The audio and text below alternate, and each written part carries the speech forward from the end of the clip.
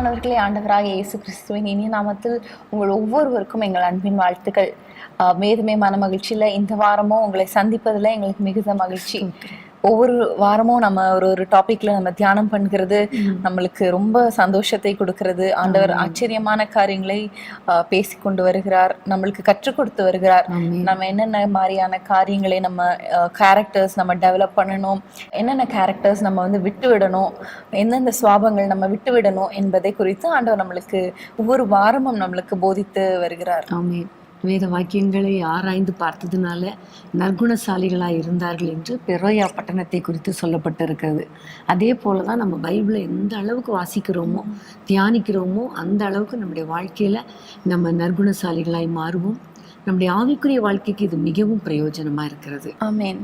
உண்மையாகவே பைபிளை இப்படி உட்காந்து லெஷராக உட்காந்து ஒரு 1 hour நம்ம நம்மளுடைய யூடியூப் மற்றும் டிவி சேனல்கள் மூலமாக இருக்கிற வியூவர்ஸோடு இணைந்து இப்படி தியானிப்பது ஒரு பெரிய கிருபை. ஆண்டவருடைய வார்த்தை கிடைக்கக்கூடாத ஒரு கொடிய காலம் வரப்போது நம்ம வாசிக்கிறோம். ஆனால் நம்மளுக்கு ஆண்டவர் இப்படி ஒரு அற்புதமான வாய்ப்பை, ஒரு சந்தர்ப்பத்தை ஏற்படுத்தி கொடுத்திருக்கிறார். எல்லாரும் இணைந்து ஒரு இடத்துல கூடி நம்மளால பைபிள் ஸ்டடி பண்ண முடியலனாலும் இப்படி அவங்கவுங்க இருக்கிற வீட்டில் அவங்களுடைய கம்ஃபர்ட்ல இருந்து நம்ம இப்படி தியானிப்பது ஒரு பெரிய ஒரு கிருபை தான். ஆமீன். நான் நினைக்கிறேன் நீங்களும் எங்களை மாதிரி பைபிள் நோட் பென்னு எல்லாத்தோட நீங்கள் உட்கார்ந்துருப்பீங்கன்னு நான் நினைக்கிறேன். நம்ம கொஞ்சம் நேரம் நல்லா ஆண்டவருடைய வார்த்தையை நம்ம ஆராய்ந்து பார்க்கலாம், தியானிக்கலாம். கர்த்தர் நம்மோடு கூட பேசுவார், நம்மை தைரியப்படுத்துவார், நம்மை சந்தோஷப்படுத்துவார். சில சமயங்களில் எச்சரிப்பான வார்த்தைகளையும் கர்த்தர் கொடுப்பார். அதுதான் பைபிள். ஆமென். கர்த்தருக்கு ஸ்தோத்திரம். ஸோ இந்த பைபிள் ஸ்டடிக்கு ஆரம்பமாக நம்ம ஒரு ஜெபத்தை செய்து ஆரம்பிக்கலாம். ஸ்தோத்திரம் ஆண்டவரே, இந்த நல்ல வேலைக்காக ஸ்தோத்திரம் ஆண்டவரே. இன்றைக்கும் ஆண்டவரே இந்த சனிக்கிழமை மாலை நேரத்தில் அப்பா நாங்கள் எல்லாரும் கூடி ஆண்டவரே நாங்கள் இணைந்து உங்களுடைய வேதத்தை நாங்கள் தியானிக்க போகிறோம் அப்பா. ஆண்டவரே, வீண் சிந்தனைகளை வெறுத்து உங்களுடைய வேதத்தில் நான் பிரியப்படுகிறேன் என்ற வார்த்தையின்படி ஆண்டவரே எங்களுடைய காரியங்கள் எல்லாவற்றையும் நாங்கள் உதறி தள்ளிவிட்டு ஆண்டவரே எங்களுடைய பாரங்கள், எங்களுடைய கவலைகள், ஆண்டவரே எங்களுடைய சோர்வுகள் எல்லாவற்றையும் நாங்கள் உதறி தள்ளிவிட்டு ஆண்டவரே உங்களுடைய வேதத்தை நாங்கள் தியானிக்க, உங்களுடைய வசனத்தில் நாங்கள் ஆண்டவரே மகிழ, ஆண்டவரே உங்களுடைய வசனத்தினால நீங்க கொடுக்குற அந்த சந்தோஷத்துல மகிழும்படியாக நாங்கள் கூடி வந்திருக்கிறோம் அப்பா. நீர் எங்களோடு பேசுவீராக. எங்களுக்கு ஆண்டவரே நாங்கள் நடக்க வேண்டிய பாதைகளை நீர் போதித்து தாங்க ஆண்டவரே. வெளிச்சத்தை, உங்களுடைய வேதத்தின் வெளிச்சத்தை எங்கள் மீது வீசுவீராக. எங்கள் வாழ்க்கையின் மீது வீசட்டும் அப்பா. அந்த வெளிச்சத்தினால் எங்களுடைய வாழ்க்கை செழிப்பாக மாறுமே ஆண்டவரே. எங்களுடைய காரியங்கள் எல்லாவற்றையும் நீர் வாய்க்க பண்ணுவீரே அப்பா. எங்களை முழுவதுமாய் ஒப்பு கொடுக்கிறோம். நீர் எங்களோடு பேசுங்க. இயேசுவின் நாமத்தில் பிதாவே, ஆமென். இன்னைக்கு நம்ம ஒரு வித்தியாசமான ஒரு பைபிள் ஸ்டடி பண்ணலாம். யூஸ்வலா நம்ம ஒரு கேரக்டர் எடுத்து கேரக்டர் ஸ்டடி பண்ணுவோம், இல்லை ஒரு சாப்டர் எடுத்து அந்த சாப்டர் வைஸ் மெடிடேஷன் பண்ணுவோம், இல்லைன்னா ஒரு வார்த்தையை வைத்து ஒரு வசனத்தை வைத்து நம்ம பைபிள் ஸ்டடி பண்ணுறது நம்ம வழக்கம். இன்னைக்கு நம்ம ஒரு வித்தியாசமான ஒரு டாபிக்ல பண்ணலாம்னு நம்ம யோசித்தோம்.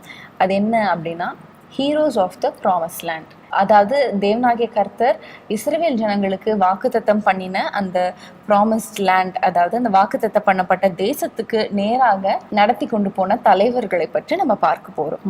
ஸோ அந்த தலைவர்கள் என்னென்ன காரியங்கள்லாம் பண்ணாங்க, என்ன மாதிரியான எஃபர்ட்ஸ் எடுத்தாங்க அந்த ப்ராமிஸ்ட் லேண்டுக்குள்ள நுழையிறதுக்கு, அந்த ப்ராமிஸ்ட் லேண்டுக்கு நேராக போறதற்கு என்னென்ன காரியங்கள்லாம் பண்ணாங்க. அப்படி நம்மளும் பண்ணும்போது ஆண்டவர் நமக்கு கொடுத்த அந்த வாக்குத்தத்தத்தை நம்ம எளிதில் சுதந்திரித்துக் கொள்ளலாம். உண்மையிலே அவங்களுடைய நல்ல காரியங்கள் எப்படி ஒவ்வொரு காலகட்டத்தில் ஒவ்வொரு தலைவர்கள் அழகாய் ஜனங்களை எப்படி நடத்தி கொண்டு போனாங்க, அந்த லீடர்ஷிப் எப்படி இருந்தது என்று பார்க்கும் பொழுது உண்மையிலே நாமும் அதே போல் ஃபாலோ பண்ணும்போது கண்டிப்பாக ஆண்டவர் நமக்கு வாக்குத்தத்தம் பண்ணின கானான் தேசத்துக்கு, பரலோக ராஜ்யத்துக்கு அதை பெற்றுக்கொள்வதற்கு மக்களுக்கு, நம்முடைய குடும்பத்துக்கு நம்ம வழிகாட்டலாம். ஆமென். நம்ம கடந்த சில வாரங்களுக்கு முன்பதாக கூட ஆசீர்வாதங்களை, வாக்குத்தத்தங்களை எப்படி சுதந்திரித்துக் கொள்வது என்ற டாபிக்ல நம்ம பைபிள் ஸ்டடி பண்ணோம். அநேகருடைய வாழ்க்கையில பாத்தீங்கன்னா ஆண்டவர் எனக்கு நிறைய வாக்குத்தத்தங்களை கொடுத்திருக்கிறார். ஒவ்வொரு நாளும் வேதத்துல இருந்து என்கிட்ட பேசுகிறார், ஆனா எதுவுமே நிறைவேறல அப்படின்றதுதான் நிறைய பேரோட கூற்று. ஆனா இன்னைக்கு ஆண்டவர் நம்மளுக்கு கற்றுக் கொடுக்க போகிறார். என்னென்ன காரியங்கள்லாம் நம்ம இன்னும் செய்யணும், இன்னும் மாற்ற வேண்டும். அந்த வாக்குத்தத்தம் பண்ண தேசத்துக்கு நேராக நடத்தி கொண்டு போன அந்த தலைவர்கள் என்னென்ன காரியங்கள்லாம் பண்ணாங்க அப்படின்னு சொல்லி நம்ம பார்க்கும்போது நம்ம கரெக்ட் பண்ண வேண்டிய காரியங்களை ஆண்டவர் நமக்கு உணர்த்துவார்.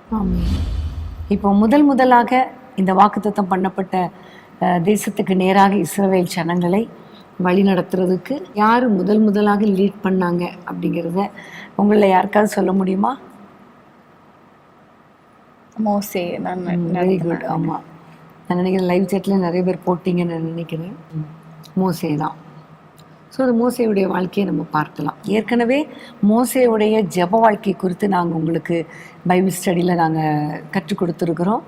அதை நீங்கள் டிஸ்கிரிப்ஷன் பாக்ஸில் பார்த்தீங்கன்னா கண்டிப்பாக அதை எடுத்து நீங்கள் கற்றுக்கொள்ளுங்கள். ஏனென்றால் மோசேயுடைய ஜெப வாழ்க்கை ரொம்ப ரொம்ப இம்பார்ட்டൻ്റ് ஆனது. இப்போது நம்ம அதை பற்றி பேசலை, மற்ற கேரக்டர்ஸ் பற்றி நம்ம பார்க்கலாம். ஸோ மோசே குறித்து நம்ம பார்க்கும்போது முதலாக மோசையை வந்து ஆண்டவர் ஒரு முச்செடி தரிசனம் மூலமாக அவரை சந்திக்கிறார். அது பார்த்து விட்டு ஓகே, ஒரு அற்புதமான ஒரு காட்சி அங்கே நடக்குது அப்படின்னு சொல்லி அப்படியே போகலை. அதை கிட்ட போய் பார்க்கணும் அப்படிங்கிற ஒரு வாஞ்சை, ஒரு ஆவல் இல்லையா, அது வந்து ஆண்டவர் மேல இருக்கிற ஒரு பற்றுதலை குறிக்கலாம். அதாவது நம்ம இன்னும் ஆண்டவரை தெரிஞ்சுக்கணும், இன்னும் ஆண்டவர் மனசுல என்ன இருக்கு, என்ன விரும்புகிறார், நம்ம இடத்துல இருந்து என்ன விரும்புகிறார், என்ன தரிசனத்தை நம்மளுக்கு வைத்திருக்கிறார், என்ன அழைப்பை வைத்திருக்கிறார் என்பதை கிட்ட போய் இன்னும் நெருங்கி வாழ்கிற ஒரு வாழ்க்கை, ஆண்டவரோடு நடக்கிற ஒரு வாழ்க்கையை குறிக்கிறது. ஆண்டவர் என்ன சொல்ல வருகிறார் என்பதை கிட்ட போய் பார்த்த பொழுதுதான் கர்த்தருடைய குரலை கேட்கிறவராக இந்த மோசே மாறுகிறார்.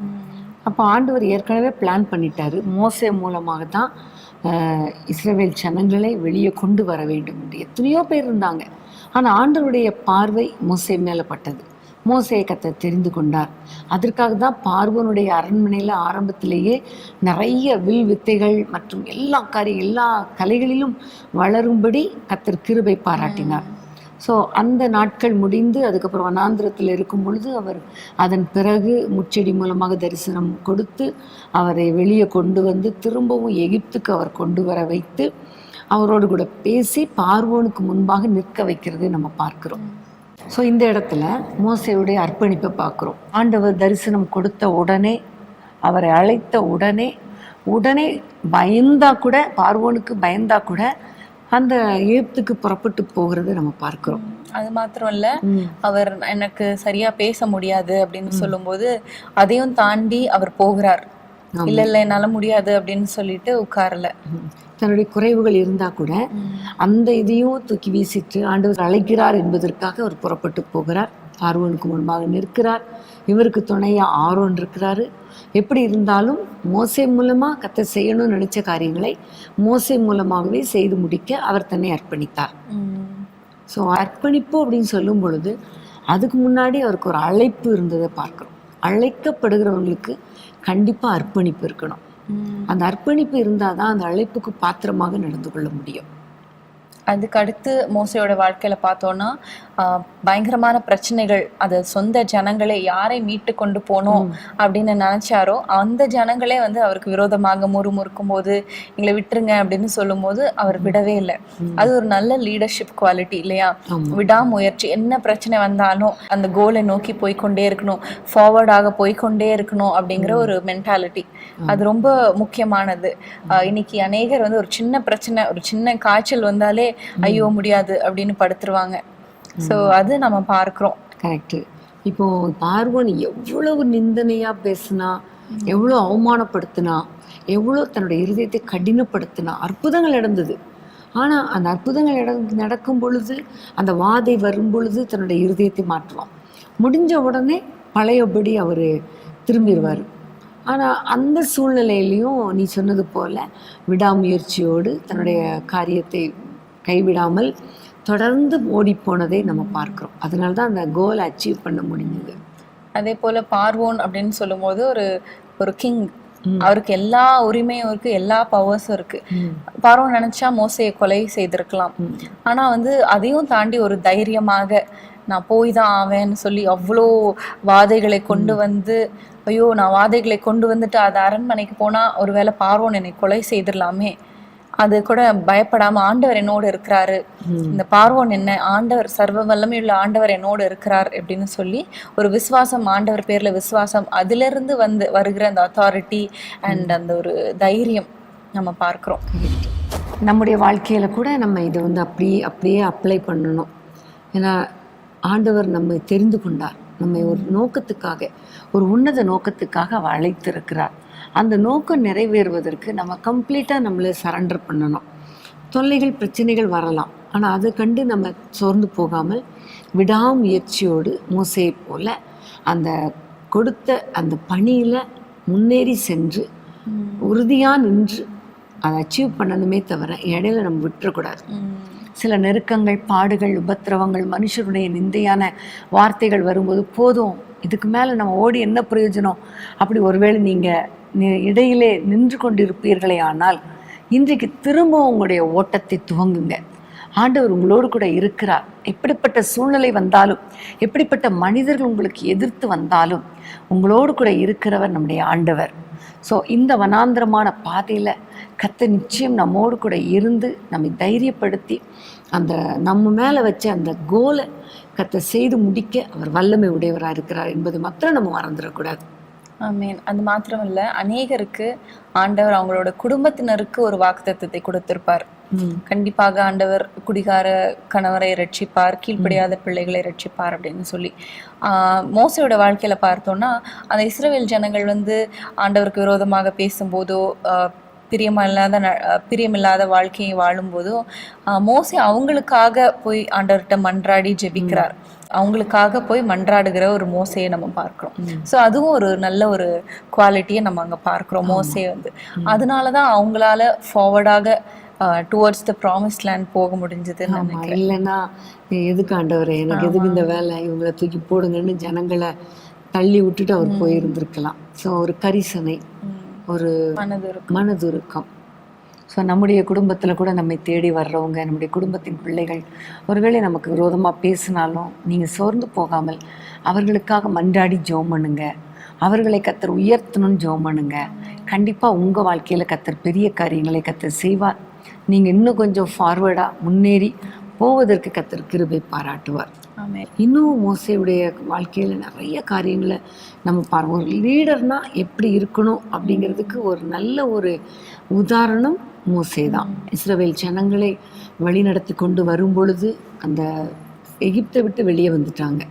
ஆனால் செங்கடல் ஓரத்தில் நிற்கும்பொழுது ஒரு பயங்கரமான ஒரு பிரச்சனை, பார்வோன் பின்தொடர்ந்து வருகிற அந்த சூழ்நிலையில் ஆண்டவரை நோக்கி பார்த்தார். எந்த சூழ்நிலை வந்தாலும், மனுஷர்கள் முறுமுறுத்தாலும் மனுஷர்களை நோக்கி பார்க்கல, ஆண்டவரை நோக்கி பார்த்தார். இதை சொல்லும் போது எனக்கு ஒரு சம்பவம் ஞாபகத்துக்கு வருது. கடந்த ஆண்டு உங்களுக்கு கொரோனானால நீங்கள் பாதிக்கப்படும் போது உங்களை தனியான ஒரு ரூமில் குவாரண்டைன் பண்ணிட்டோம்.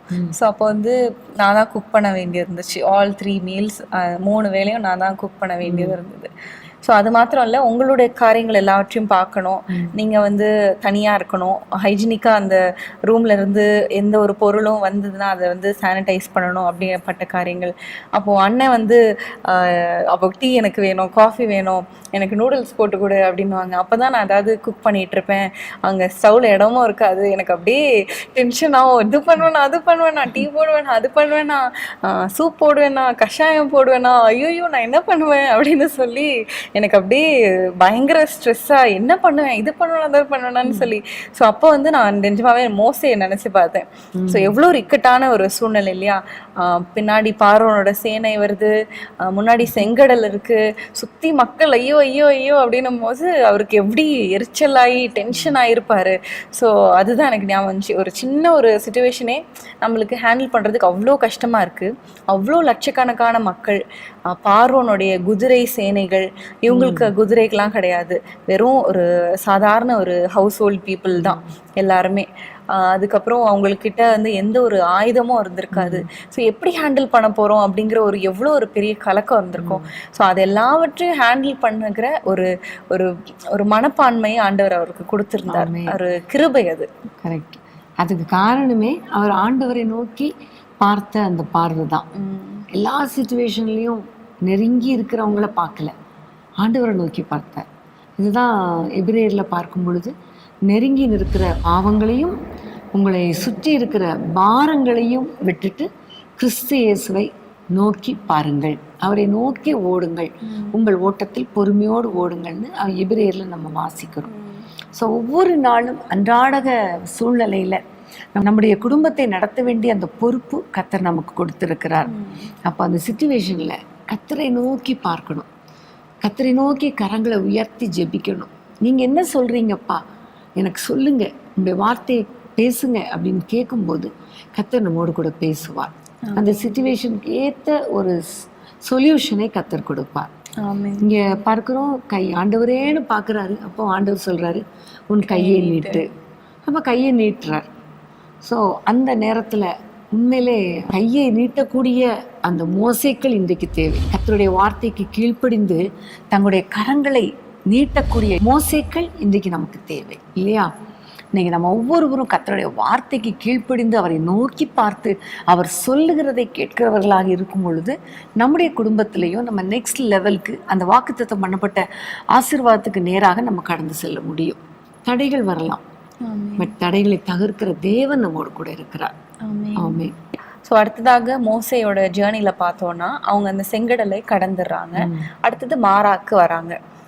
அந்த ஒவ்வொரு ஜேர்னிலையும் பார்த்தீங்கன்னா, ஒவ்வொரு எபிசோட்லையும் பார்த்தீங்கன்னா அவங்க வந்து ஆண்டவர்கிட்ட கேட்டு கேட்டு ஜெபம் செய்து ஆண்டவர் சொற்படி கேட்கிற ஒரு ஜெப வாழ்க்கையை நம்ம பார்க்கிறோம் இல்லையா? எல்லாவற்றையும் ஆண்டவர்கிட்ட விசாரித்து எல்லாவற்றையும் ஆண்டவர்கிட்ட கொண்டு போய் ஆண்டவர்கிட்ட கேட்டு அவர் என்ன சொல்கிறாரோ அதன்படி செய்கிற ஒரு மோசையை நம்ம பார்க்கிறோம். ஆமென். வேதத்தில் பார்த்தா நிறைய இடங்கள்ல நானும் எழுதி வச்சு பார்த்தேன். நிறைய இடங்கள்ல ஆண்டவர் சொல்லுகிற வார்த்தைக்கெல்லாம் கீழ்ப்படுகிறதை பார்க்கிறோம். சின்ன சின்ன வார்த்தைக்கு கூட கரெக்டாக அவர் கீழ்ப்படுகிறார். அந்த கொப்பை வெட்டி போடுனா வெட்டி போடுவார், கண்மலை அடினா அடிப்பார். ஆனால் கடைசி நேரத்தில் மாத்திரம் அவர் கீழ்ப்படியாததான் போயிட்டார். ஒரே ஒரு இடத்துல கீழ்ப்படியலை. அது நிமித்தம் அந்த வாக்குத்தத்தம் போனப்பட்ட தேசத்துக்குள்ள இவர் போக முடியாத ஒரு சூழ்நிலை வந்துருச்சு. அங்கே ஒரு தடை வந்துருச்சு. இன்னும் அவருடைய கேரக்டர் பற்றி பார்க்கும்போது இன்னொரு காரியம், அமலேக்கியர் இஸ்ரவேல் ஜனங்களை பின்தொடர்ந்து வர்றாங்க. அந்த நேரத்தில் மோசே சொல்லுகிறார் யோசுவாவை பார்த்து, நீ பட்டய கருக்கினால அவர்களோடு கூட யுத்தம் பண்ணு, நானும் ஆரோனும் ஊரும் நாங்கள் மலைக்கு மேலே ஏறுகிறோம் என்று சொல்லி அவர்கள் ஏறுகிறத பார்க்குறோம். அப்போது இவருடைய வயசு கிட்டத்தட்ட பார்த்தா 80 years. ஸோ அன்றைக்கி மலையில் ஏறுறது கஷ்டம். அது மட்டும் இல்லை, கைகளை உயர்த்தி பிடித்து கொண்டு இருக்கிறார். உயர தூக்கும்போது அமலேக்கிய தோல்வி பெறுகிறாங்க, இஸ்ரவேலர் வெற்றி பெறுகிறாங்க. கைகளை தளர விடுகையில் எப்படியும் வயசானவர் இல்லையா, தளர்ந்து போகும். நம்ம எவ்வளோ நேரம் தான் கையை உயர்த்திட்டு இருக்க முடியும்? ஸோ தளர்ந்து போகும். அப்படிப்பட்ட சூழ்நிலையில் அமலேக்கியர் வெற்றி கொண்டாங்க. அப்போ இந்த நேரத்தில் ஆரோனும் ஊரும் ஒரு கல்லை எடுத்து வச்சு அவர் உட்கார வச்சு அவர் கையை தாங்கி பிடிச்சாங்க. என்னதான் கையை தாங்கி பிடிச்சாலும் சூரியன் அஸ்தமிக்கிற நேரம், அதாவது சன் செட் ஆகிற நேரம் வரைக்கும் கையை உயர்த்தி பிடிச்சிட்டு இருக்கிறது எவ்வளோ கஷ்டம் இல்லையா? கஷ்டம். ஆனால் அந்த கஷ்டத்தெல்லாம் தாங்கிட்டு இஸ்ரவேல் ஜனங்களுக்கு ஒரு வெற்றி கிடைக்கணுங்கிறதுக்காக எனக்கு எவ்வளோ கஷ்டப்பட்டாலும் பரவாயில்ல, மக்களுக்கு வெற்றி கிடைக்கணும். இது ஒரு லீடர்ஷிப்புடைய முக்கியமான ஒரு கேரக்டர். அது மாத்திரம் இல்லை, வெற்றி கிடைக்கிற வரைக்கும் தொடர்ந்து ஜெபிக்கிற ஒரு காரியமாகவும் நம்ம அதை பார்க்கலாம். தொடர்ந்து விடாம கான்ஸ்டன்ட் ப்ரேயர் ஆக அதை நம்ம கன்சிடர் பண்ணலாம். ஆமாம். நம்முடைய வாழ்க்கையில் கூட நம்ம முன்னோக்கி போய்கொண்டிருக்கிற சூழ்நிலையில் பல தடைகள் வரலாம், பல பிசாசின் கிரியைகள் நமக்கு விரோதமாக வழிமறிக்கலாம், முன்னேற விடாதபடி வழிமறிக்கலாம். ஆனால் அந்த நேரங்களில் எல்லாம் கரங்களை உயர்த்தி ஆண்டவரை நோக்கி ஜெபிக்கும் பொழுது கர்த்தர் கண்டிப்பாக நமக்கு வெற்றியை தருவார். அந்த ஜெபம் இடைவிடாத ஜெபமாக இருக்கணும். ஸோ மோசையோடு இந்த பயணத்தில் பயணித்த அவருடைய சகோதரர் ஆரோன் தான் அடுத்ததாக பார்க்குற ஒரு ஹீரோ. அவரோட பங்கு என்ன அப்படின்றத நம்ம இப்போ தியானிக்கலாம். ஆரோனை குறித்து நம்ம பார்க்கும் பொழுது ஃபஸ்ட்டு நம்ம அவரை எப்படி பார்க்கலான்னா, மோசே சொல்லுகிறார், நான் திக்குவாய் மந்த நான் உள்ளவன், என்னால் பேச முடியாது, என்னை விட்டுருங்க அப்படிங்கிறார். அப்போ ஆண்டவர் வந்து உனக்கு சகோதரனாகிய ஆரோன் உனக்கு வாயாக இருப்பான் என்று சொல்லி ஒரு மவுத் பீஸ், அதாவது மோசேவுடைய வாயாக ஆரோனை கத்தர் கொடுக்கிறார். 2 பேரும் இணைந்து எல்லா காரியங்களையும் செய்கிறாங்க. இஸ்ரவேல் ஜனங்களை வெளியும் கொண்டு வர்றாங்க. அழகாக எல்லாம் போயிட்டுருக்கு.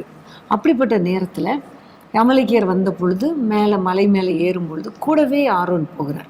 மோசேக்கு துணையாகவே எல்லா சூழ்நிலையிலும் போனதை நம்ம பார்க்கிறோம். தலைவனுக்காக தோள் கொடுக்கிற ஒரு தலைவனாக நம்ம இந்த ஆரோனை பார்க்கலாம். கூடவே போகிறார், கரங்களை உயர்த்தி பிடிக்கிறார்.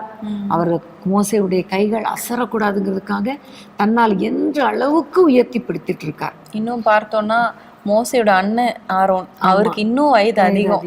ஆனாலும் அவர் ஹெல்ப் பண்ற அந்த காரியத்தை நம்ம பார்க்கிறோம். கொஞ்சம் யோசித்து பார்த்தா ரொம்ப கஷ்டம் இல்லையா? மோசே வயதான காலத்துல அவர் மேல போய் கையை உயர்த்தினார் தான் நம்ம சொல்லுவோம்.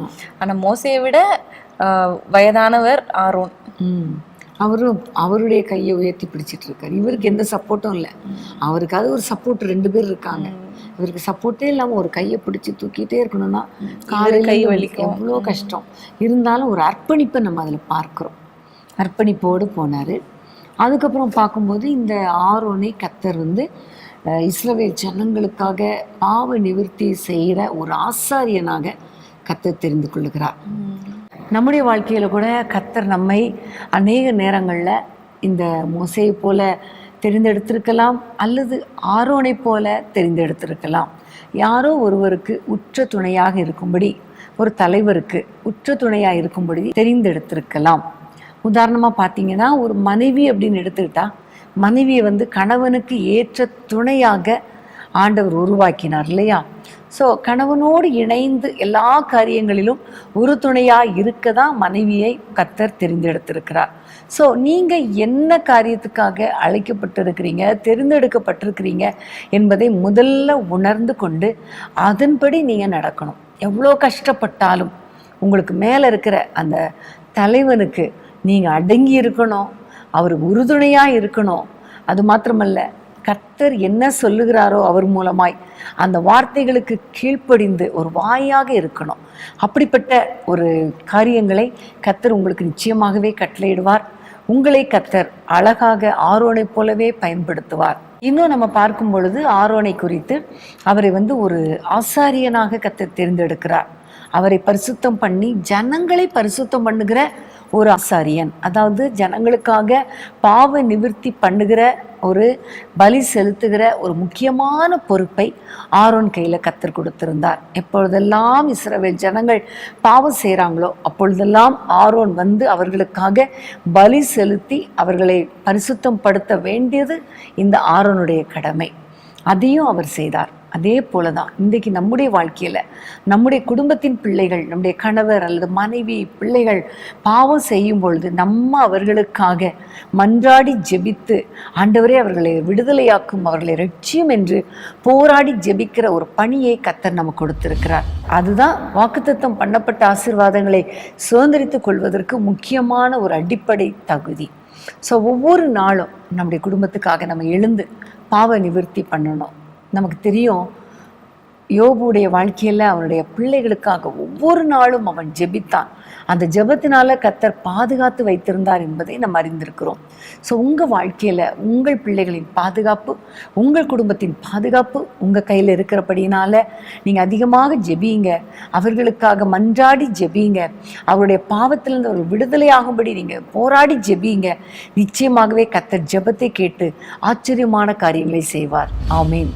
இவ்வளவு நல்ல குணங்கள் படைத்த ஆரோன், மக்களை சுத்திகரித்து ஆண்டவருக்கு நேராக நடத்த வேண்டிய ஆரோன் வந்து ஆண்டவர் விட்டு விலக ஒரு வழியாக, ஒரு காரணமாக ஆயிட்டார். அந்த கன்று குட்டி செய்வித்து அதை வழிபட அவங்க ஆரம்பிச்சிட்டாங்க, மோசே மலையிலிருந்து வர தாமதமான போது. ஸோ மற்றவர்களை திசை திருப்புகிற ஒரு ஆரோனை நம்ம அங்கே பார்த்தோம். ஸோ அப்படிப்பட்டவராக இல்லாமல் ஊழியர்களுக்கு, மற்றவர்களுக்கு உதவி செய்கிறவர்களாக இருக்கணும். அது மாத்திரமல்ல, மற்றவர்களுக்காக ஆண்டவர் இடத்துல பரிந்து பேசி அவங்களுடைய பாவங்களுக்காக நம்ம மன்றாடி ஜெபிக்கிற ஒரு ஜெப வீரனாக இருக்கணும். ஆமீன். இதை சொல்லும்போது திரும்பவும் மோசே எனக்கு ஞாபகத்துக்கு வருது. மலையின் மேல் ஏறி வர தாமதித்த பொழுதுங்கும் போது, ஸோ இவர் அடிக்கடி மலைகளை ஏறுறார்.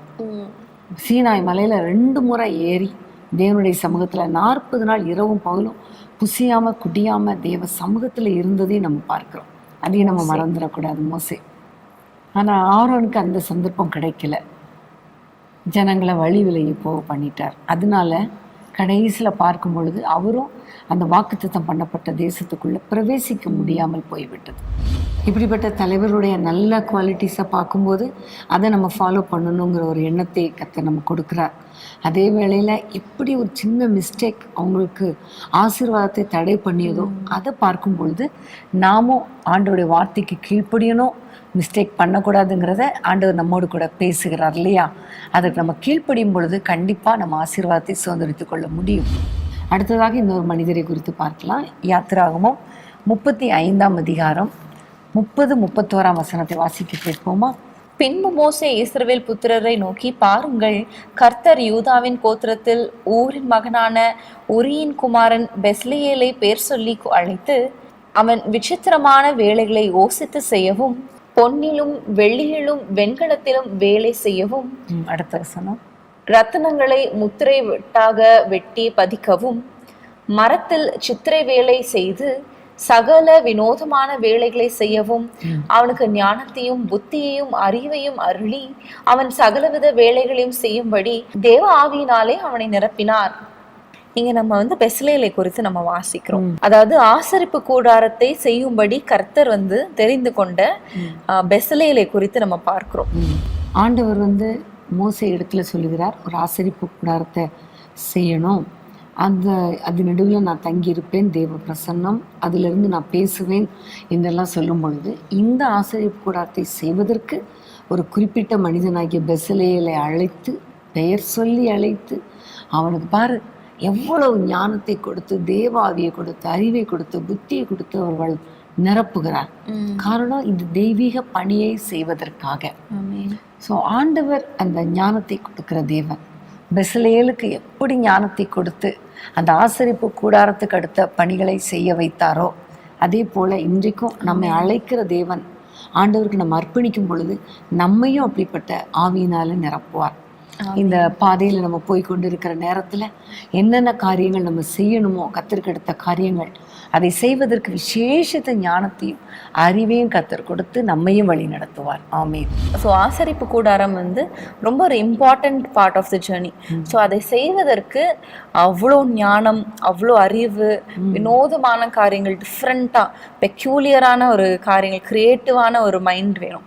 ஸோ நம்மளுடைய ஆசீர்வாதங்களை சுதந்திரித்துக் கொள்வதற்கும் நம்மளுக்கு ஞானம் வேணும். எப்படி நடந்து கொள்ளணும், என்னென்ன மாதிரி பேசணும், யார் இடத்துல எப்படி பேசணும், எப்படி நடந்து கொள்ளணும், குடும்பத்தில், ஆஃபீஸில், இன்னும் எல்லா இடத்துலையும் எப்படி நம்ம பேசணும் என்ற ஒரு ஞானத்தையும், அதாவது இங்கே ஆசரிப்பு கூடாரத்தை கட்டுறாங்க, இன்னும் நம்ம பார்த்தோம்னா நம்ம வீட்டை கட்டுவதற்கான ஞானத்தை ஆண்டவர் இடத்துல கேட்கணும், ஊழியத்தை கட்டுவதற்கான ஞானம், இப்படி ஒவ்வொரு விஷயத்துலையும் ஆண்டவர் இடத்துல நம்ம ஞானத்தை கேட்டு நம்ம பெற்றுக்கொண்டு அதன்படி செய்யும்போது கண்டிப்பாக நம்ம ஈஸியாக ஆண்டவர் வைத்திருக்கிற ஆசீர்வாதங்களை, வாக்கு தத்தங்களை நம்ம சுதந்திரத்துக் கொள்ளலாம். யாக்கோபில் ஒரு வசனம் உண்டு, உங்களில் ஒருவன் ஞானத்தில் குறைவாக இருந்தால் என்னிடத்தில் கேட்க கடவன், சம்பூர்ணமாய் கொடுக்கிற தேவன் நான் கொடுப்பேன் என்று சொல்லுகிறார். ஸோ ஒவ்வொரு நாளும் நம்ம ஆண்டவரிடத்தில் ஞானத்தை கேட்டு பெற்றுக்கொள்ளும் பொழுது கர்த்தருக்கு அடுத்த பணியானாலும் சரி, குடும்பத்துக்கு அடுத்த பணியானாலும் சரி, மற்றவர்களை வழிநடத்துகிற பணியானாலும் சரி, எல்லாவற்றுக்கும் தேவையான ஞானத்தையும் கிருபையும் கர்த்தர் கொடுப்பார். ஆமென். பிரியமானவர்களே, இன்றைக்கும் நம்ம heroes of the promised land அப்படின்ற ஒரு டாப்பிக்கில் நம்ம தியானித்து கொண்டு இருக்கிறோம். அதாவது ஆண்டவர் வாக்குத்தத்தம் பண்ணின தேசத்தை சுதந்திரித்துக் கொள்வதற்கு வழி நடத்தின தலைவர்களை பற்றி நம்ம பார்த்து கொண்டு வருகிறோம். அவங்க எப்படிப்பட்ட குணநலங்களை படைத்திருந்தாங்க. ஸோ நம்மளும் நம்மளுடைய வாக்குத்தத்தங்களை, ஆண்டவர் நம்மளுக்கு கொடுத்த வாக்குத்தத்தங்களை நம்ம சுதந்திரித்துக் கொள்ள எப்படி அவங்க கிட்ட இருந்து நம்ம என்னென்ன காரியங்கள்லாம் கற்றுக்கொண்டு வரலாம் அப்படின்றத நம்ம பார்த்து கொண்டிருக்கிறோம். ஸோ நம்ம மோசேயை குறித்து, ஆரோனை குறித்து, பெஸ்லேலை குறித்து நம்ம தியானித்தோம். இன்னும் நம்ம சிலரை குறித்து நம்ம தியானிக்க போகிறோம். அதற்கு முன்பதாக ஒரு சிறிய இடைவேளை. உம்மை துதிக்கிறோம், போற்றுகிறோம், வாழ்த்துகிறோம், வல்ல தேவன் நீரே என்றும் வணங்கிடுவோம். உம்மை துதிக்கிறோம், போற்றுகிறோம், வாழ்த்துகிறோம், வல்ல தேவன் நீரே என்றும் வணங்கிடுவோம். உம்மை துதிக்கிறோம், போற்றுகிறோம், வாழ்த்துகிறோம், வல்ல தேவன் நீரே என்றும் வணங்கிடுவோம். உம்மை துதிக்கிறோம், போற்றுகிறோம், வாழ்த்துகிறோம், வல்ல தேவன் நீரே என்றும் வணங்கிடுவோம். செங்கடலை இரண்டாக பிளந்தவரே, யோர்தானின் வழியை திறந்தவரே. செங்கடலை இரண்டாக பிளந்தவரே, யோர்தானின் வழியை திறந்தவரே. எரிகோவை தகர்த்திடும் வல்ல தேவனே, எரிகோவை தகர்த்திடும் வல்ல தேவனே, நன்மையும் கிருபையும் என்னை தொடரும், நன்மையும் கிருபையும் என்னை தொடரும். உம்மை துதிக்கிறோம், போற்றுகிறோம், வாழ்த்துகிறோம், வல்ல தேவன் நீரே என்றும் வணங்கிடுவோம். உம்மை துதிக்கிறோம், போற்றுகிறோம், வாழ்த்துகிறோம், வல்ல தேவன் நீரே என்றும் வணங்கிடுவோம். சத்துருவை கலங்க பண்ணும் தேவன் நீரே, தத்தளிப்பின் பாத்திரத்தை நீக்குபவரே. சத்துருவை கலங்க பண்ணும் தேவன் நீரே, தத்தளிப்பின் பாத்திரத்தை நீக்குபவரே. துஷ்ட நீதி என் வழியே வருவதில்லை, துஷ்ட நீதி என் வழியே வருவதில்லை. பாதையிலே தூதர் என்னை தாங்கிடுவார், பாதையிலே தூதர் என்னை தாங்கிடுவார். உம்மை துதிக்கிறோம், போற்றுகிறோம், வாழ்த்துகிறோம், வல்ல தேவன் நீரே என்றும் வணங்கிடுவோம். உம்மை துதிக்கிறோம், போற்றுகிறோம், வாழ்த்துகிறோம், வல்ல தேவன் நீரே என்றும் வணங்கிடுவோம். தடைகளை உடைத்திடும் வல்ல தேவனே, பாதைகளை செவ்வையாக்கும் நல்ல தேவனே, கரங்களை தட்டி பாதைகளை செவ்வையாக்கும் நல்ல தேவனே. அந்தகார பொக்கிஷங்கள் தாருபவரே, அந்தகார பொக்கிஷங்கள் தாருபவரே. ஒளிப்பிடத்தின் புதையல்கள் எனக்கு தானே, ஒளிப்பிடத்தின் புதையல்கள் எனக்கு தானே. ஆமென். கரங்களை தட்டி வாழ்த்துகிறோம், வல்ல தேவன் நீரே என்றும் வணங்கிடுவோம். உம்மை துதிக்கிறோம், போற்றுகிறோம், வாழ்த்துகிறோம், வல்ல தேவன் நீரே ஆமென். என்றும் Praise the Lord. வணங்கிடுவோம். ஆமென். பிரியமானவர்களே, வேதமே மனமகிழ்ச்சியில் உங்களை மீண்டும் வரவேற்கிறோம். இன்றைக்கும் heroes of the promised land அப்படிங்கிற ஒரு டாப்பிக்கில், அதாவது வாக்குத்தத்தம் பண்ணப்பட்ட தேசத்துக்கு நேராக நடத்தின தலைவர்களை குறித்து நம்ம தியானித்து கொண்டிருக்கிறோம். மோசே, ஆரோன் மற்றும் பெசலேலை குறித்து நம்ம பார்த்தோம். அடுத்ததாக யாரை குறித்து நம்ம தியானிக்கலாம்? அடுத்ததாக நம்ம எல்லாருக்கும் தெரியும், மோசேக்கு அடுத்தது யாரு?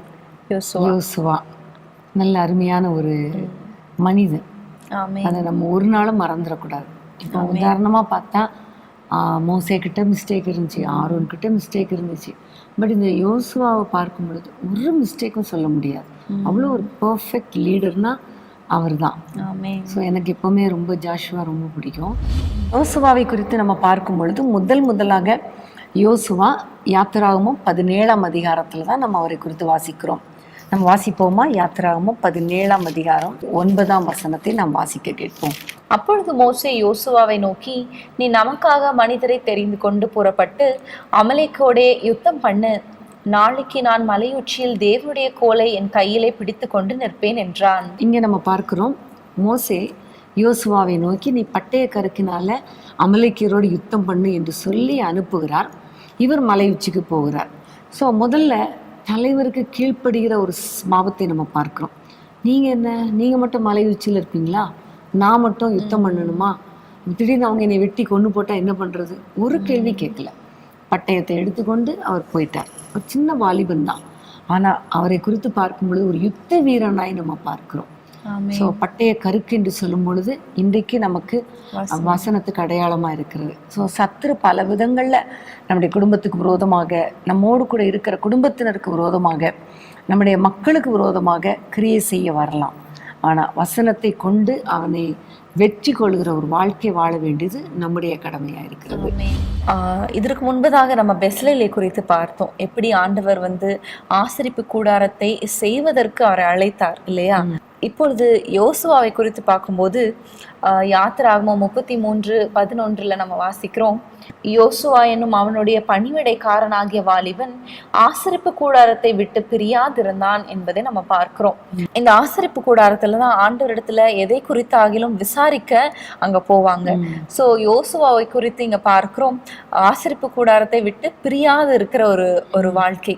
அப்போ ஆண்டவரோடைய சஞ்சரித்து கொண்டிருக்கிற வாழ்க்கை இல்லையா?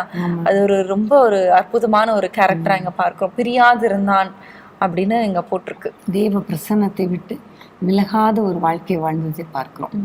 அந்த பெட்டி எழும்பும் பொழுது இஸ்ரவேல் மக்கள் நடத்தப்படுவார்கள். அடுத்ததாக நம்ம பார்க்கும் பொழுது யோசுவாவை குறித்து நம்ம பார்க்கிறோம்.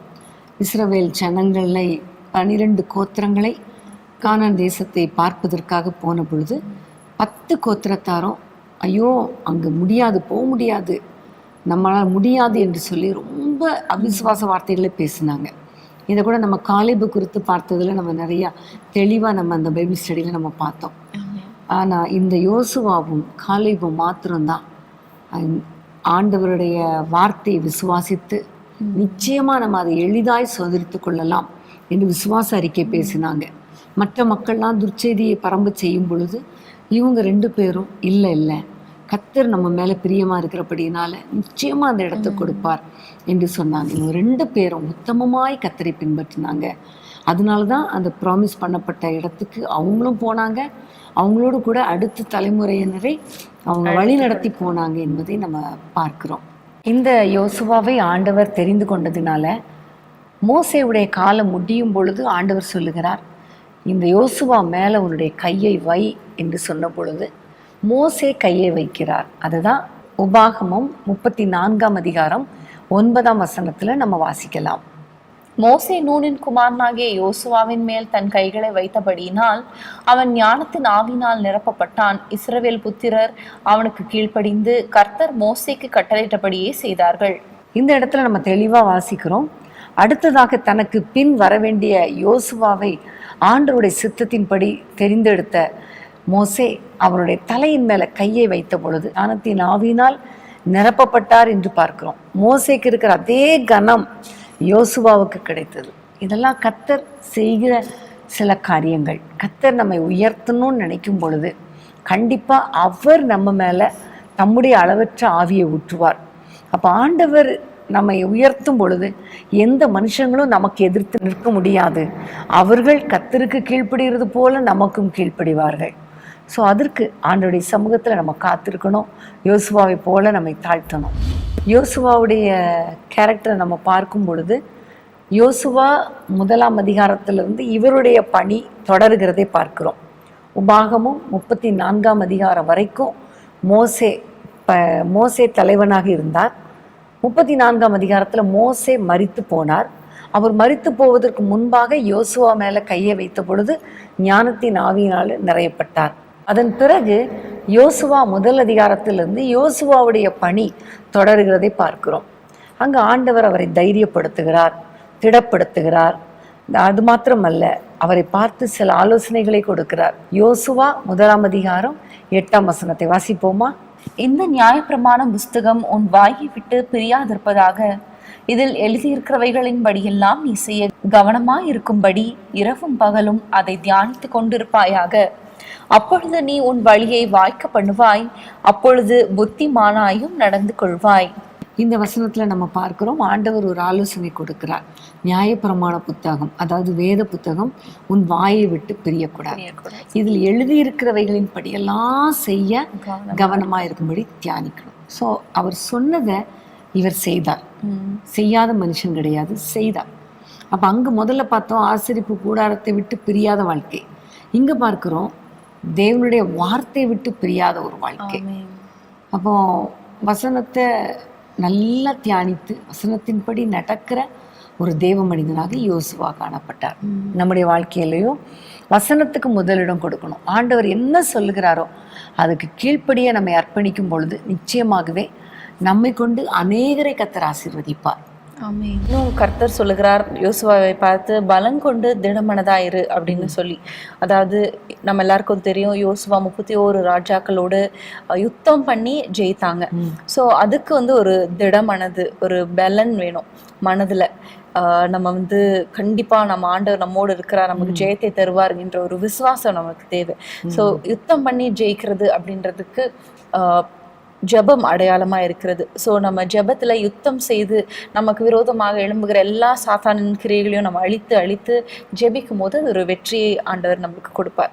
இதே தான் நீங்கள் என் சத்துருக்களுக்கு முன்பாக ஒரு பந்தி என்கின்ற ஒரு நூலில் நீங்கள் 31 நாட்களுக்கும் வித்தியாசமான போராட்டங்களை நம்ம எப்படி எதிர்த்து ஜெபிக்கலாம், அதுக்கேற்ற வசனங்களை சொல்லி எப்படி ஜெபிக்கிறது என்கின்ற அந்த நூலை எழுதியிருக்கிறீங்க. அது அநேகருக்கு அது ரொம்ப ஆசீர்வாதமாக உபயோகமா இருக்கிறது. ஏன்னா ஒவ்வொரு நாளைக்கும் இந்த குடும்பத்துக்காக, பிள்ளைகளுக்காக, தொழிலில் இருக்கிற காரியங்கள், ஆவிக்குரிய காரியங்கள், என்னென்ன காரியங்கள் என்று எழுதப்பட்டிருக்கிறது. ஸோ அதை வைத்து நம்ம ஜெபிக்கும் போது நம்மளுக்கு அது ரொம்ப பிரயோஜனமா இருக்கு. அநேக நேரத்தில் நம்ம மறந்துடுவோம், எதுக்கு ஜெபிக்கிறதுன்னு கூட தெரியாம இருக்கிற அந்த சூழ்நிலையிலலாம் அது ரொம்ப யூஸ்ஃபுல்லாக இருக்கும். ஆமே. அது மாத்திரமல்ல, யோசுவாவை குறித்து தியானிக்கும் பொழுது ஒரு வெளிப்பாடு உடைய ஒரு மனிதனாக இருந்தார். எப்படின்னா, எப்படி யோர்தானை கடப்பது. அப்போ ஆண்டவரிடத்துல நோக்கி பார்க்கும் பொழுது ஆண்டவர் சொல்லுகிறார், பரிசுத்தம் பண்ணி கொள்ளுங்கள், அப்புறம் ஆசாரியருடைய கால்கள் அங்கே படணும், உடன்படிக்கை பெட்டி அவங்களை சுமந்து கொண்டு அதில் நிற்கணும். அதெல்லாம் சொல்லும்பொழுது அதே போல் ஜனங்களுக்கு இன்ஸ்ட்ரக்ஷன் கொடுக்குறார். ஸோ ஆண்டவரிடத்துலேருந்து ரெவலேஷனை பெற்று ஜனங்களை வழி நடத்துகிற ஒரு கிருபையை மோசேயை போலவே இந்த யோசுவாவுக்கும் இருந்ததை பார்க்கிறோம். அதே போல் எரிகோ வரும் பொழுது அதை 6 நாள் சுற்றி வரணும், 7வது நாள் 7 முறை சுற்றணும், அப்புறம் ஆர்ப்பரிக்கணும் என்றெல்லாம் அவர் சொல்லி கொடுக்குறார். அதில் எங்கேருந்து வந்துச்சு? ஆண்டவரிடத்துலேருந்து வந்துச்சு. ஸோ ஆண்டவருடைய சமூகத்திலே காத்திருந்து வெளிப்பாடுகளை பெறுகிற ஒரு மனிதனாய் காணப்பட்டார். அதே போல இதை சொல்லும்போது ஆயி பட்டணத்துல ஒரு தோல்வி வந்த பொழுது தேவனுடைய சமூகத்துல விழுந்து கிடந்து தோல்விக்கான காரணத்தையும் கண்டுபிடிக்கிற மனுஷனா இருந்தார். நம்ம சில சமயங்கள்ல வெற்றிக்கான காரியங்களை மட்டும் கண்டுபிடிச்சிருவோம், ஆனா தோல்வி ஏன் வந்துச்சுன்னு நம்ம கேட்கவே மாட்டோம். இப்படி தோல்வி ஆயிடுச்சுன்னு புலம்பும். ஆனா யோசுவா ரொம்ப அழகா விழுந்து கிடந்து தேவனுடைய சமூகத்திலே காத்திருக்கும் பொழுது அழகாய் தோல்விக்கான அந்த ஆகானை கண்டுபிடிக்க கத்திருக்கிறவை பாராட்டினார். ஸோ ஒவ்வொரு வாதிலும் பார்க்கும் பொழுது தேவனிடத்தில் விசாரித்து தேவனிடத்தில் வெளிப்பாடுகளையும் தேவனிடத்திலிருந்து அந்த காரணங்களையும் பெற்றுக்கொண்ட ஒரு மனிதனாக யோசுவாவை நம்ம பார்க்கிறோம். நம்முடைய வாழ்க்கையிலையும் நிறைய சேலஞ்சஸ் வழியாக நம்ம போகிறோம், நம்முடைய குடும்பத்தை நடத்தி கொண்டு போகிறோம். இந்த சூழ்நிலையில் நம்முடைய வாழ்க்கையில் அடுத்து என்ன செய்யணும், பிள்ளைகள் காரியமானாலும் சரி, நம்முடைய ஊழிய பாதையானாலும் சரி, எதுவானாலும் ஆண்டவரே அடுத்து நான் என்ன எப்படி ஸ்டெப் எடுத்து வைக்கிறது, என்ன பண்ணுறது என்று ஒரு காரியத்துக்காக நம்ம ஆண்டவரை நோக்கி பார்க்கும் பொழுது கர்த்தர் நமக்கு வெளிப்பாடுகளை தருவார். அது மாத்திரமல்ல, சில தோல்விகள் வருவது சகஜம்தான். தோல்வியே இல்லாத மனுஷன் யாருமே கிடையாது. ஆனால் அப்படி தோல்விகள் வரும் பொழுது தேவ சமூகத்திலே காத்திருந்து, அப்பா நீங்கள் சொல்லுங்கள், எதனால நான் எதுலலாம் திருத்தி கொள்ளணும், நான் பிள்ளைகளுக்காக எப்படி ஜெபிக்கணும், குடும்பத்துக்காக நான் என்ன செய்யணும் என்று கேட்கும் பொழுது கர்த்தர் அழகாய் உங்களுக்கு வெளிப்படுத்துவார். அந்த வெளிப்படுத்தலின்படி நம்ம போகும்பொழுது கண்டிப்பாக ஆசீர்வாதங்களை நம்ம பெற்றுக்கொள்ள முடியும், அநேகரை ஆசீர்வாதத்துக்கு நேராக நடத்த முடியும். ஆமென். கர்த்தருக்கு ஸ்தோத்திரம்.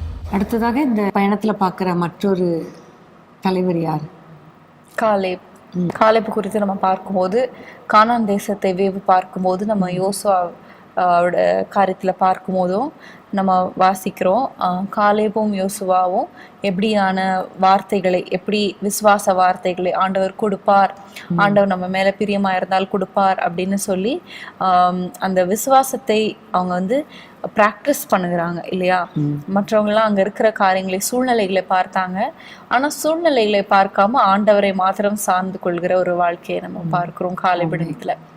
அதே போல் காலேப் வேற ஆவி உடையவனாக இருந்தான், உத்தமமாய் பின்பற்றினான். அதனால அவனுக்கு அந்த கானான் தேசத்தில் அந்த எப்ரோன் அவனுக்கு வசமானதுங்கிறத பார்க்குறோம். அது மாத்திரமல்ல, அவர் சொல்கிறாரு யோசுவா கிட்டத்தில் போய், மோசே எனக்கு சொன்னது போல் அந்த எப்ரோனை எனக்கு தாங்க, அந்த மலை நாட்டை தாங்க. மோசே அனுப்பும்பொழுது எவ்வளோ பலன் எனக்கு இருந்துச்சோ அதே பலன் இப்பொழுது இருக்கிறது. ஆகவே நான் யுத்தம் பண்ணி அந்த மலை நாட்டை பிடித்து கொள்வேன் என்று சொல்லி யுத்தம் பண்ணி மலை நாட்டை பிடித்து கொள்கிறத பார்க்குறோம். ஒரு சேலஞ்சிங் லைஃப் வாழ்ந்ததை பார்க்குறோம். சும்மா ஸ்மூத்தாக இல்லை, நான் யுத்தம் பண்ணி அந்த மலை நாட்டை பிடித்து கொள்வேன், ஏஜ் ஆனாலும் பரவாயில்ல, எனக்கு இருக்குது இந்த பலன் அப்படிங்கிற ஒரு லைஃப் வாழ்ந்ததை பார்க்குறோம். ஸோ அந்த ரிஸ்க் எடுத்து சேலஞ்சஸை ஃபேஸ் பண்ணி அதில் வெற்றி பெறவங்களுக்கு தான் ஒரு பெஸ்ட் பிளெஸிங்ஸ் ஆண்டவர் கொடுக்குறார் இல்லையா.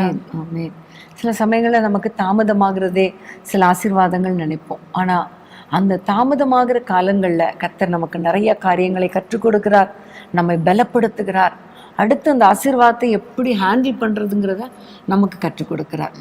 ஸோ நம்ம தைரியமாக இருப்போம், நிச்சயமா எப்படி காலேப் சுதந்திரித்து கொண்டானோ அதே போல நாமும் நமக்குள்ள ஆசீர்வாதங்களை சுதந்திரித்து கொள்ள கர்த்தர் கிருபை பாராட்டுவார். ஆமென். காலேபை குறித்து நான் சொன்னேன்ல ஏற்கனவே, அந்த வசனத்தை நம்ம திரும்ப வாசிக்க கேட்போம். என்னாகமம் 16:24. என்னுடைய தாசனாகிய காலேப் வேறே ஆவியை உடையவனா இருந்தபடியினாலும் உத்தமமாய் என்னை பின்பற்றி வந்தபடியினாலும் அவன் போய் வந்த தேசத்திலே அவனை சேர பண்ணுவேன், அவன் சந்ததியார் அதை சுதந்திரித்துக் கொள்வார்கள். காலேப் குறித்து நம்ம பார்க்கும்போது உத்தமனாய் இருந்தார், உத்தமனாய் தேவனை பின்பற்றி வந்தார் என்பதை பார்க்கிறோம். இதை குறித்து நம்ம யோசிக்கும் போது சங்கீதம் 101:2 நான் வாசிக்கிறேன்.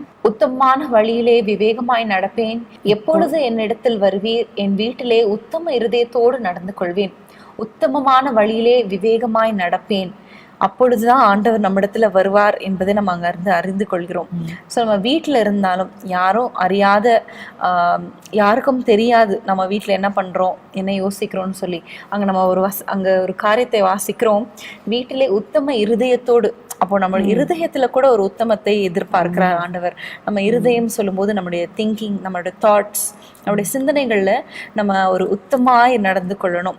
தீய சிந்தனைகளை வெறுத்து ஆண்டவரையே நம்ம யோசித்து கொண்டு ஆண்டவர் பற்றியான காரியங்களை, ஆண்டவருக்கு அடுத்த காரியங்களை நம்ம சிந்தித்து கொண்டிருக்கிறவர்களா இருக்கணும். அப்பொழுதுதான் நம்மளுடைய இருதயம் உத்தமமாய் காணப்படும். அப்பொழுதுதான் ஆண்டவர் நம்மோடு வாசம் பண்ணுவார் நம்ம இருதயத்துல. அப்பொழுதுதான் நம்ம ஆண்டவர் இருதயத்தை நம்ம புரிந்து கொண்டு அதன்படி நடந்து ஆண்டவர் வைத்திருக்கிற ஆசீர்வாதங்களையும் சுதந்திரித்துக் கொள்ள முடியும். ஆமென். கர்த்தருக்கு ஸ்தோத்திரம். இப்போ நம்ம ஹீரோஸ்னு எல்லாரையும் பார்த்தோம். இந்த பயணத்தில் ஒரு 2 ஹீரோயின் இருந்தாங்க. அவங்களையும் நான் உங்களுக்கு சொல்லிக் கொடுக்க விரும்புகிறேன். யாரெல்லாம்னு சொல்ல முடியுமா? முக்கியமான 2 ஹீரோயின்ஸ். மோசையுடைய தாயாகிய யோக்கேபேத்தும் மோசையுடைய அக்காவாகிய மிரியாம நம்ம பார்க்கிறோம். மோசையை ஒளித்து வைத்தது எவ்வளோ ஒரு பெரிய ஒரு டாஸ்கா இருந்திருக்கும் இல்லையா? அது எவ்வளோ பெரிய ஒரு அற்புதத்தை, அவங்களுக்கு ஆசீர்வாதத்தை அந்த ஹோல் இஸ்ரேல் பீப்புளுக்குமே கொண்டு வந்தது. அதே போல மிரியாம் பார்வோனுடைய குமாரத்தி கிட்ட போய் பால் கொடுக்கிற ஒரு ஸ்திரியை கூட்டிட்டு வரேன்னு சொல்லி அவங்க அம்மாவையே கூட்டிட்டு வந்தது. அது மாத்திரமல்ல, செங்கடலை கடந்ததுக்கு அப்புறம் அவங்க ஆண்டவரை துதித்து பாடின அந்த காரியங்கள் எல்லாம் நம்ம பார்க்கிறோம். கர்த்தருக்கு ஸ்தோத்திரம். பிரியமானவர்களே, இன்றைக்கும் நம்ம heroes of the promised land அப்படிங்கிற ஒரு டாபிக்ல, அதாவது வாக்குத்தத்தம் பண்ணப்பட்ட தேசத்துக்கு நேராக வழி நடத்தின தலைவர்களை குறித்து நம்ம தியானித்தோம். 5 தலைவர்களை நம்ம பார்த்தோம். முதலாவதாக மோசே, அதற்கடுத்ததாக ஆரோன், பெசலேல், யோசுவா மற்றும் காலேபை குறித்து நம்ம இன்னைக்கு தியானித்தோம். மோசையை குறித்து நம்ம தியானிக்கும் போது அவர் அந்த தரிசனத்தை கிட்ட போய் பார்ப்பேன் என்கின்ற ஒரு வாஞ்சையுள்ள ஒரு மனிதனாக காணப்பட்டார் என்பதை நம்ம தியானித்தோம். அவரிடத்துல இருந்த அர்ப்பணிப்பு, அந்த ஜனங்களுக்காக அவர் பாடுபட்ட காரியங்கள், ஆண்டவர் சொல்படி கீழ்ப்படிந்த ஒரு மோசையை நம்ம பார்த்தோம்.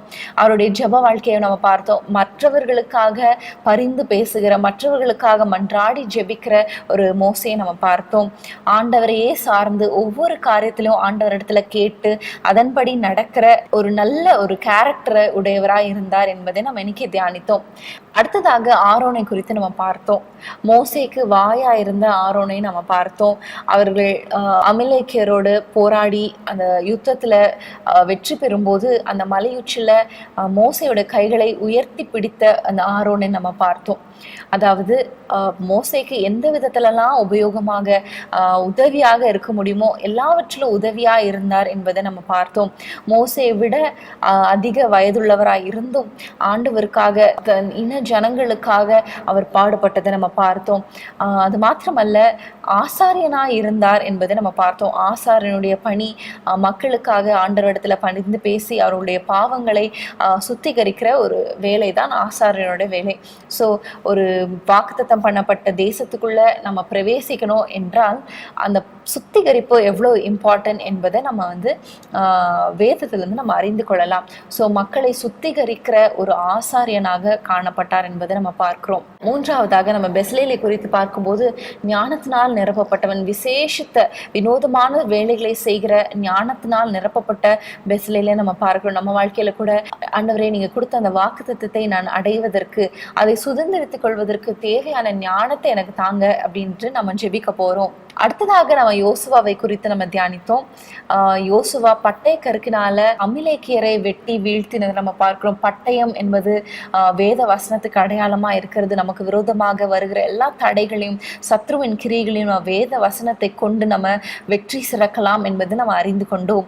ஆசரிப்பு கூடாரத்தை விட்டு விலகாத வாலிபனாய் இருந்தார் என்பதை பார்க்கிறோம். இதுல இருந்து ஆண்டவருக்கும் அவருக்கும் இருந்த அந்த ரிலேஷன்ஷிப்பை நம்ம அறிந்து கொள்ள முடிகிறது. அடுத்ததாக கானான்ல போய் வேவு பார்த்து விட்டு வரும்போது அவங்க எப்படி விசுவாச வார்த்தைகளை காலேபோடு இணைந்து பேசினாங்க.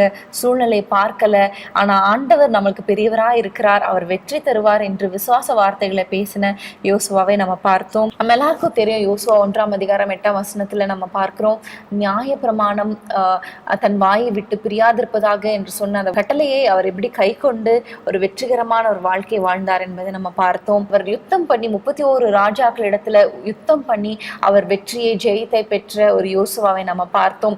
நம்ம கூட நம்ம வாழ்க்கையில ஒவ்வொரு நாளும் நம்ம சந்திக்கிற பிரச்சனைகளை நம்ம யுத்தம் பண்ணி ஆவியில யுத்தம் பண்ணி ஜெபிக்கிறவர்களாய் காணப்பட வேண்டும். கடைசியாக காலேபை குறித்து நம்ம பார்க்கும்போது கானான் தேசத்துல வேவு பார்த்து விட்டு திரும்பும் போது எப்படி விசுவாச வார்த்தைகளை ஆண்டவர் நம்மளுக்கு கொடுப்பார் என்று விசுவாச வார்த்தைகளை பேசின காலேபை குறித்து நம்ம பார்த்தோம்.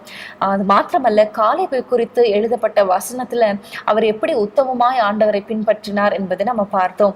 ஸோ நம்ம இருதயத்துல நம்ம சிந்தையில உத்தம இருதயத்தோடு நடந்து கொள்ளும் போது ஆண்டவர் நம்மளுக்கு கொடுத்த வாக்குத்தத்தத்தை நிறைவேற்றுவார்.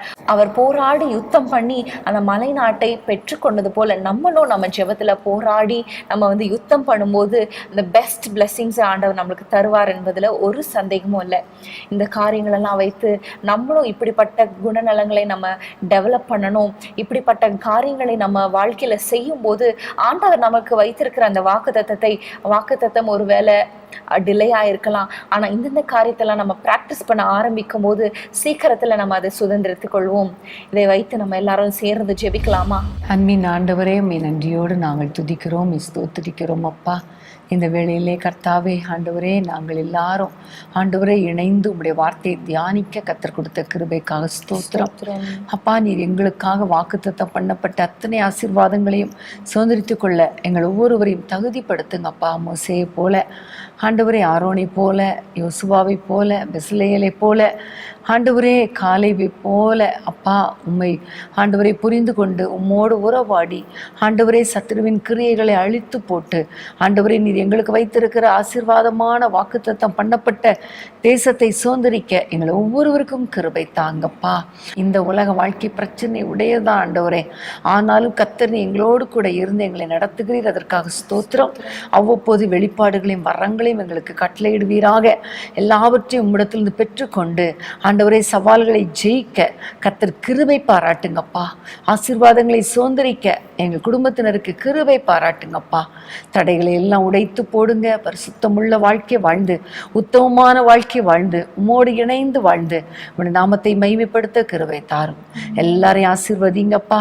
எங்களோடு இணைந்து பைபிள் மெடிடேட் பண்ண அத்தனை பேருடைய குடும்பங்களிலும் உம்முடைய ஆசீர்வதிக்கும் கரம் நீட்டப்படுவதாக. ஒவ்வொருவரும் உமக்காக எழும்பி பிரகாசிப்பார்களாக. வல்லமையான காரியங்களை இந்த பிள்ளைகள் வாழ்க்கையில கர்த்தர் செய்வீராக நாங்கள் ஜெபிக்கிறோம். கிருபை ஒப்பு கொடுக்கிறோம். அதிசயங்களை காணப்படும் இயேசுவின் நாமத்தில் பிதாவே, ஆமேன், ஆமேன். பிரியமானவர்களே, இந்த எபிசோடு உங்களுக்கு மிகுந்த பிரயோஜனமாக இருந்திருக்கும் நாங்கள் விசுவாசிக்கிறோம். மீண்டும் அடுத்த வாரம் நாங்கள் சந்திக்கிறோம். பிரியமானவர்களே, இந்த ப்ரோக்ராம் உங்களுக்கு ரொம்ப ஆசீர்வாதமாக இருந்ததல்லவா? நீங்களும் இதே போல சில காரியங்களை எடுத்து தியானம் பண்ணுங்க. கர்த்தர் உங்களோடு கூட பேசுவார். நம்ம எப்படி நடக்கணும், எப்படி நடக்கக்கூடாது என்பதை அழகாக நமக்கு கற்றுக் கொடுப்பார். கர்த்தருக்கு ஸ்தோத்திரம். அடுத்த வாரம் நம்ம இதே மாதிரி வேதமே மனமகிழ்ச்சியில் நம்ம சந்திக்கும் வரை உங்கள் ஒவ்வொருவரையும் கர்த்தர் தாமே அளவில்லாமல் ஆசீர்வதிப்பாராக என்று கூறி உங்களிடத்திலிருந்து நாங்கள் விடைபெறுகிறோம். God bless you. பிரியமானவர்களே, நம்ம எல்லாரும் அறிந்தபடி நாளை இரவு முழு இரவு ஜெபம் இருக்கிறது. நீங்கள் தவறாமல் கலந்து கொள்ளுங்கள். உங்கள் உறவினர்கள், நண்பர்கள் எல்லாருக்கும் இதை குறித்து நீங்கள் ஃபார்வர்ட் பண்ணுங்கள், ஷேர் பண்ணுங்கள். நிச்சயமாக அவங்களும் ஆசீர்வதிக்கப்படுவாங்க. நம்ம தேசத்தில் ஒரு எழுப்புதலை நம்ம காண்போம். ஆமென். கர்த்தருக்கு ஸ்தோத்திரம். அன்பான தேவனுடைய பிள்ளைகளே, இச்செய்தி உங்களுக்கு மிகுந்த ஆசீர்வாதமாக இருந்ததென்று நாங்கள் நம்புகிறோம். தொடர்ந்து எங்கள் செய்திகளை கேட்டு கர்த்தருக்குள் ஆசீர்வதிக்கப்பட ஜீசஸ் மீட்ஸ் மினிஸ்ட்ரீஸ் என்கிற எங்கள் யூடியூப் சேனலை சப்ஸ்கிரைப் செய்யுங்கள். மேலும் உங்கள் ஜெப உதவிக்கு எங்களோடு நீங்கள் தொடர்பு கொள்ள வேண்டிய தொலைபேசி எண் 9842252836 மற்றும் 7299546363. Email gpsrobinson@hotmail.com. கர்த்தர் உங்களை ஆசிர்வதிப்பாராக.